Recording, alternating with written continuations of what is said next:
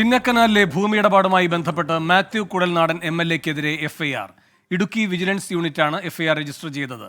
21 പ്രതികളുള്ള കേസിൽ മാത്യു കുഴൽനാടൻ 16ാം പ്രതിയാണ്. രാഹുൽ വിജയൻ ഇടുക്കിയിൽ നിന്ന് കൂടുതൽ വിവരങ്ങളുമായി ചേരുന്നു. രാഹുൽ, എന്താണ് ഈ FIR-ന്റെ ഉള്ളടക്കം?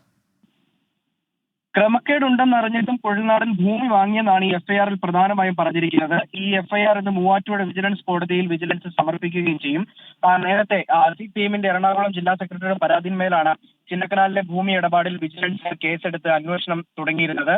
ആദ്യഘട്ടത്തിൽ തന്നെ ഈ ആധാരത്തിലുള്ളതിനേക്കാൾ 50 സെന്റ് സ്ഥലം കൂടുതലുണ്ട് അല്ലെങ്കിൽ കൈവശപ്പെടുത്തിയിട്ടുണ്ട് എന്ന് വിജിലൻസ് കണ്ടെത്തിയിരുന്നു. അതിന് പിന്നാലെ കൂടുതൽ സ്ഥലമുണ്ടെങ്കിൽ അത് വിട്ടുകൊടുക്കുമെന്നൊക്കെ മാത്യു കുഴൽനാടൻ പറഞ്ഞിരുന്നതാണ്. പക്ഷേ ഇതിൽ ഏറ്റവും പ്രധാനപ്പെട്ട കാര്യം, ഈ കേസുമായി ബന്ധപ്പെട്ട് ഈ FIR രജിസ്റ്റർ ചെയ്തിരിക്കുന്നതിൽ 2012 മുതൽ ഭൂമിയുമായി ബന്ധപ്പെട്ട ഇടപാട് നടത്തിയവരാണ് പ്രതികൾ എന്നുള്ളതാണ് ഏറ്റവും പ്രധാനപ്പെട്ട കാര്യം.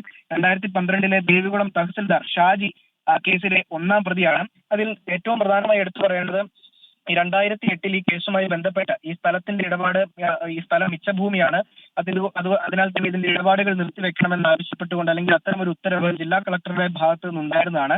അതൊക്കെ മറച്ചു വെച്ചുകൊണ്ടാണ് ഈ സ്ഥലമിടപാടുകൾ പലതവണയായി നടന്നിട്ടുള്ളത് എന്നുള്ളതാണ് ഏറ്റവും പ്രധാനപ്പെട്ട കാര്യം. അത് മാത്യു കുഴൽനാടൻ അറിഞ്ഞിരുന്നു. അത് അറിഞ്ഞു വെച്ചുകൊണ്ടാണ് ഈ സ്ഥലം വാങ്ങിയത് എന്നുള്ള ഗുരുതരമായ പരാമർശമാണ് ഈ FIR-ൽ രേഖപ്പെടുത്തിയിട്ടുള്ളത്.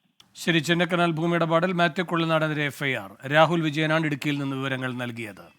ലോകത്തെവിടെയായാലും ഏത് സമയത്തും 24 വാർത്തകളും ഓഗ്മെന്റഡ് റിയാലിറ്റി പാക്കേജുകളും എക്സ്പ്ലെയിനറുകളും വിശദമായി കാണാൻ ഞങ്ങളുടെ YouTube ചാനൽ നിങ്ങൾക്ക് സബ്സ്ക്രൈബ് ചെയ്യാം.